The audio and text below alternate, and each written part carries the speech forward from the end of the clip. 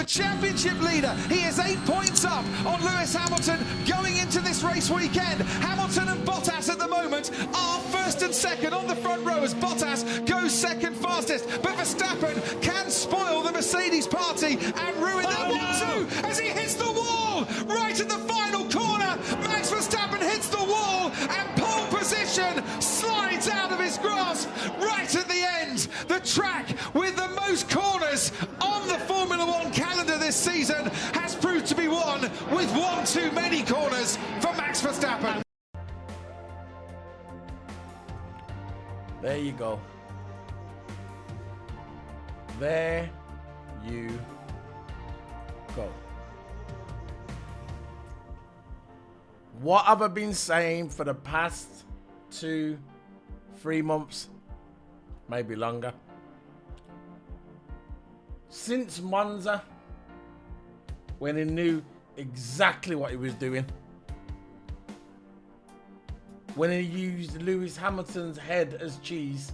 He was the cheese grater, the car was the cheese grater, and Lewis Hamilton's head was the cheese. If it weren't for the halo, Lewis Hamilton could have been dead. Even a broken neck. But what did he do? Got out the car, walked off, left Lewis Hamilton there, looked at him like a piece of shit, walked off, didn't give a shit. Went back to the garage, they all patted him on the back and says, job done. Very simple. And ever since that time in Monza, I've always come out and said, karma is coming for Max Verstappen. Karma. And I said, karma's going to get him when he's least expecting it. It's going to come in Abu Dhabi or at Jeddah. But today, we only saw part 1 of it. Part 1 of 2. Part 2 tomorrow. This is the beginning of the karma. The beginning. And part 2 is coming tomorrow or Abu Dhabi. As soon as this geek said, I'm going to have #1 on my car next year, that's when you activated the karma. Share mode activated. Boop. You activated it. You unlocked it. That's exactly what happened today.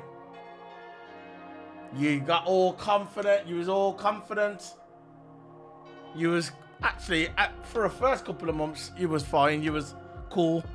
You was playing down your chances. Even after Monza, you were saying there's a long season to go. It's still open. But soon as you put your mouth on it and says, I'm going to put #1 on my car, you activated the karma. Very simple. You activated the karma. And now, look. You had your team principals for the entire season complaining to the stewards. I'm like I said 2 weeks on my video. I'm sure Christian Horner had a bed in the steward's room. He had his own bed, and at the top of it, it says, Christian Horner's bed, do not touch. Because you spent more time in the stewards than you did in the garage. Now look. Started last season. Mercedes had the DAS system. What did you do? You complained. Mercedes goes faster than Red Bull. What did you do? Complain. Toto runs faster than me. What did you do? Complain. Toto's got a bigger shit than me. What did you do? Complain. You get my point. All you did is complain. You was trying to start this little game, which you thought you could win, because obviously you're not winning now. You said that Mercedes had a dodgy wing. You leaned on the stewards. Nothing wrong. They had the stress test. Nothing wrong. You had your man come out today. He was the fastest in Sector 1, Sector 2. He should have just done a normal, in the last sector, just do a normal turn. A half decent turn and your man would have got pole. But what did he do? He tried to lunge. And what happened? He locked up, got frustrated, and then he started wiggling the wheel, and what happened? You went into the wall. Potentially a gearbox penalty. Potentially. And then you got Crofty coming on on the radio saying, if you're a Max fan or even a Lewis fan, it doesn't matter. If you support Lewis, it doesn't matter. Your heart goes out to Max Verstappen. No. Why would my heart go out to Max Verstappen because he didn't get pole? I'm on the Lewis side. I'm a Lewis Hamilton fan. I want Lewis Hamilton to win the 8th world title. So why would I feel sorry for Max Verstappen for not getting pole? This is the inept geek of the Sky Sports commentary. Your heart goes out to Max Verstappen. My heart don't go out to no one. It certainly doesn't go out to Max Verstappen.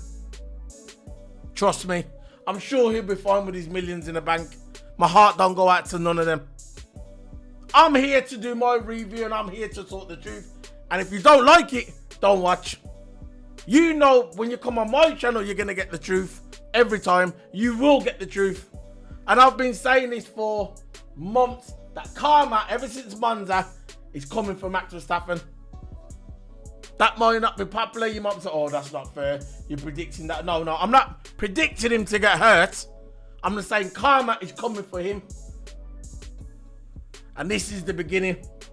This is where it starts. This is how it starts. And it's going to end either tomorrow or at Abu Dhabi. Damon Hill said himself, if he gets a group penalty or if he's third place, he's concerned about Max Verstappen, that he's going to start coming through the crowd and he's going to hit someone or injure himself. And then if that happens, it's over. All these guys are saying, all these commentators are these experts like Damon Hill, because I consider him an expert, ex-world champion. I don't consider Lazenby as an expert. And I don't consider Crafty as an expert. But world champion Damon Hill, yeah, I do. And the things that he's saying, I've been saying for the past couple of months on my channel. I just haven't got a bigger platform as them. Obviously, they're royalty in F1. I'm just a normal guy, Joe Schmo. Comes on here and does my reviews and speaks my mind and my opinion. And if you like it, I'm all for it. If you don't like it, don't fucking watch. Very simple. I predicted this was going to happen. You got the geeks online saying, oh yeah. I could see it now. If Lewis wins the title, they will not come out and say, you know what, Lewis the best man won. No. They'll find excuses and say, look, the reason why Lewis won because Max didn't get that pole. And the reason why Lewis won is because Max Verstappen went crashing in Baku. They'll start picking at all these little races just to say, oh, that's the reason why Lewis won. They're still talking about 2016 with Rosberg and Hamilton. The geeks online are still talking about that. And Lewis didn't even win. And they're still talking about that. Exactly. You can't win with these idiots. Inept geeks. But look. This started from practice 1, in my opinion. He was riding them curbs constantly on the hard tyres in practice 1 on Friday. He damaged his floor. He came into the pits. They was looking at his floor, but the geek didn't listen, did he? Max Verstappen didn't care. He still went out and started doing flying lap after flying lap after flying lap to try and prove a point. Immature little geek dive bomber. Not talented at all. Not talented. Standard driver. He just likes to dive bomb. And what happened is, at the end of practice 1, Lewis Hamilton said, oh yeah, you can do all the flying laps you want. Watch this. Comes out, does 2 laps, bang, top of the table. Very simple. And that must have made Max Verstappen frustrated. Frustrated after seeing that. He'd done at least 30 laps, maybe more, in practice 1. But Lewis could have done a few laps and said, yeah, watch this, bomb fastest lap. And there's nothing could have done about it. And to me, Mercedes has still got the fastest car, in my opinion. All right, I think Red Bull's made a few improvements. They've got a skinnier wing on the car now. They've made a few improvements on the car. But For me, Mercedes has still got the fastest car. Now, the results are at the bottom of the screen, and I'm just going to go through it a little bit. And so it's going to go. Look, it started. Max flew out the blocks in practice in Q1. He flew out the blocks. Come out. He missed the turn 22. I'm telling you now, turn 22. Hopefully no one gets hurt tomorrow. But it's most likely there's going to be a few safety cars tomorrow, and I guarantee it's going to be by turn 22. That's the deadly part of the track in Jeddah. Turn 22. It's a little bit like the Wall of Champions at Canada. It's one of them ones where you just, like, if you get your turning wrong, you get a bit of understeer, you're going into the wall. And that's what turn 22 is a little bit like, just a little. Max come out the blocks. Just past 22, just missed it just by an inch. Rid the curbs like he's been doing all through practice.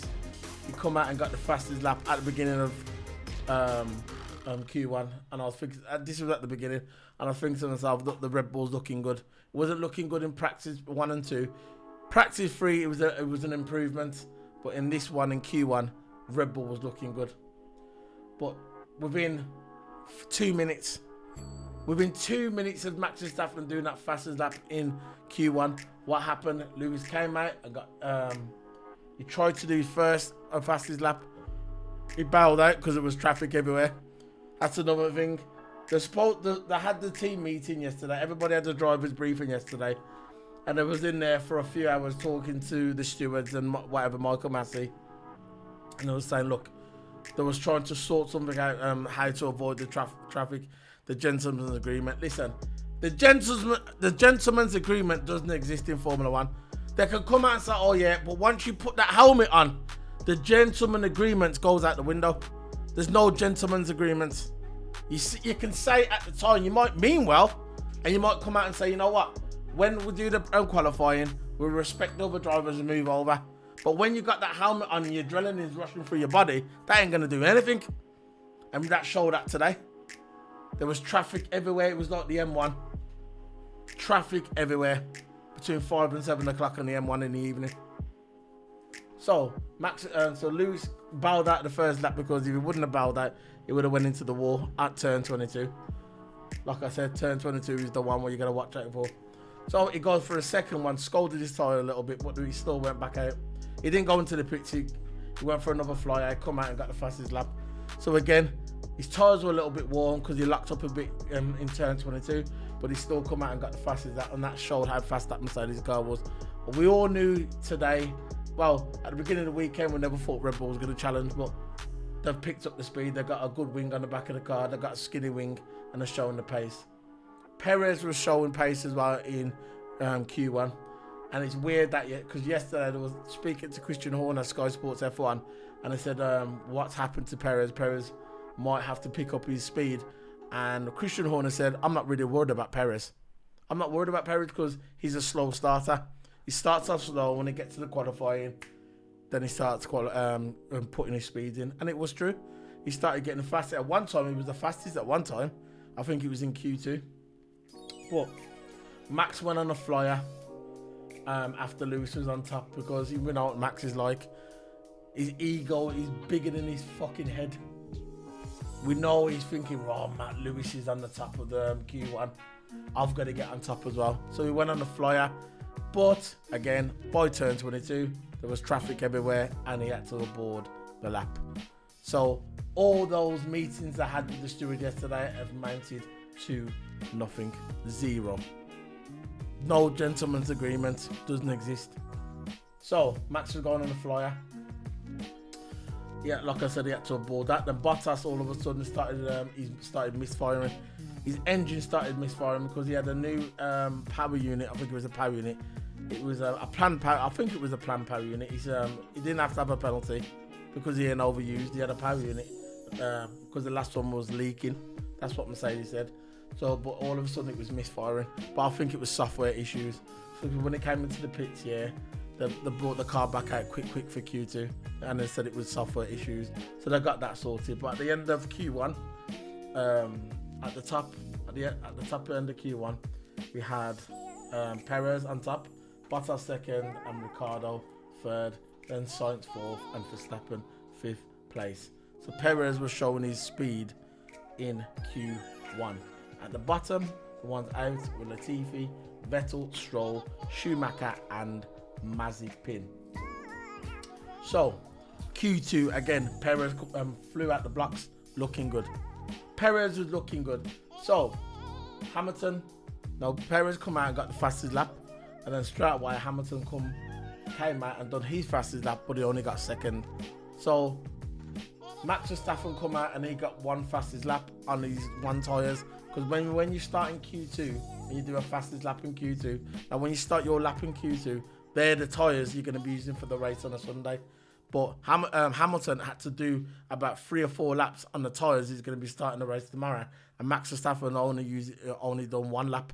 So that might come into play tomorrow in the race. See what happens. It depends where Max Verstappen starts from, because if he gets that gearbox penalty, that's a 5-place group penalty. So he's going to go about 5 place, and he finished third. As you know, it's at the bottom of the screen. Sainz went out for his fastest lap in Q2. He went wide, hit the barrier, only a touch.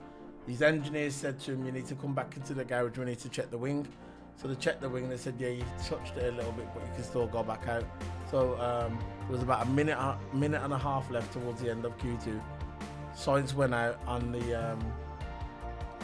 with his car, and he didn't have enough speed in the car to get through to Q3, and he was out. And I think Sainz was looking good for probably top 5 tomorrow's start, but because he hit the barrier and his car wasn't right, he went out of Q2, and he was very disappointed. I was kind of disappointed for him as well, because I like Carlos Sainz and I like Charles Leclerc as well. Even though the Ferrari drivers, I still think they're 2 great drivers, and I thought Carlos Sainz would have got through probably to the top 5, but he didn't get through to Q3 because of that incident on his previous lap. But at the end, Hamilton topped the group again with the fastest lap. Perez was second, and Max Verstappen was third. So the ones were out, like I just mentioned: Sainz, Alonso, Raikkonen, Russell, and Ricciardo. So again, Ricciardo not going through again. Now Q3 started. All I was thinking to myself, Hamilton needs to either come out first or second. Because if he starts coming from the back, and then something happens, he's going to get stuck, and then what happened, he's going to have to abort the lap, and he probably won't even set a time. He come out second. He went from, I think he was in front of him, Charles Leclerc. He went past Charles Leclerc and won on his flying lap. He went on a nice lap, and he went straight to the top for about 30 seconds. Then Max Verstappen come out and was the first guy into the 127s. He got and done a fast lap, and I was thinking to myself, that's it, he's got pole. So they went into the garage and was waiting for the second stint. Second stint came. They came into, like, they put the tyres on, they came out again. And then Lewis come out and done the fastest lap he's done all weekend. And I thought to myself, he's got this. Then Bottas come out and got the second fastest. And I thought, that's the perfect scenario for Mercedes tomorrow. 1 and 2 Mercedes. And then Max Verstappen was coming out fastest sector 1, fastest sector 2, popping purples. Purples were flying across the screen. And then I thought to myself, Max has got it. Max has got it. All he's got to do is just go around this little corner, and he's got it. And he doesn't have to go around there fast. He can go around there half decent turn. And what did he do? He tried to dive bomb into the last sector, into that little corner at the end just before you go on the straight. And then he locked up, and then he got frustrated, so he's turning his wheel like that, and then he boom into the barrier. And that was it. Frustration kicked in, because the reason why the frustration kicked in, because before he went on his flying lap, his team said to him, Lewis just set the fastest lap, Bottas second. So he was frustrated. He's trying to, this is where the immaturity comes in.